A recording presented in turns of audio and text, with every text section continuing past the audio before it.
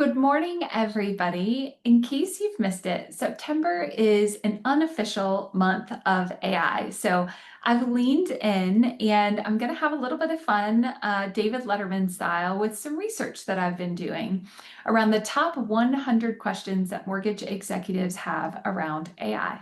So each day we're actually going to tackle one of these questions, starting all the way at question number 100 and building up to the number one question that executives are asking about AI. So let's dig into today's question. It's question number 97, which is, how do we govern borrower-facing generative AI solutions to ensure that we're meeting our UDAAP requirements? Holy crud, this one's big, right? Look, we know that we have a standard that we're held to, right? The wrong phrase, the wrong word, the wrong disclosure can have implications for our company and for good reasons, right? UDAAP was established to ensure that every borrower that goes through the process has a consistent experience and that borrowers aren't put through a process where they feel like they're being deceived or treated unfairly. So if we're held to that standard, how do we ensure that our technology tools, especially those that are generative AI, are also held to the same standard? Well, I have three suggestions for you guys on some guardrails that you can put into place to help protect you.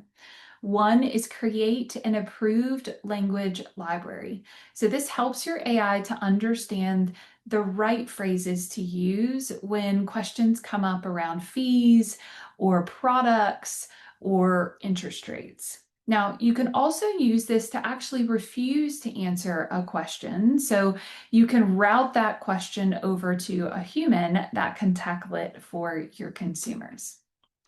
The second guardrail you can put into place is actually building a compliance filter. And so that is any borrower response that goes out from your AI platform, you put it through this UDAAP or this fair lending compliance filter to make sure that it's meeting all the requirements of that regulation. And then the last guardrail that I would suggest you put into place is actually an audit trail.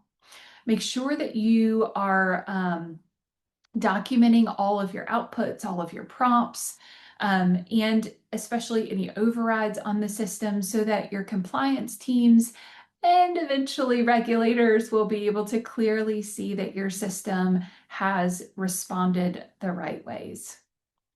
Look, I know most of us have questions around what are the right places for generative AI solutions to live for our business. And everybody has a unique response to that. But I'd like us to think about the ways that we can leverage AI tools to make sure that we're remaining compliant and make sure that we're positioning ourselves to be able to answer clearly to a regulator that we've built a platform that helps to make sure that we're meeting all of our regulatory requirements. All right, hopefully this was valuable for everybody here. If it was, share it with your friends.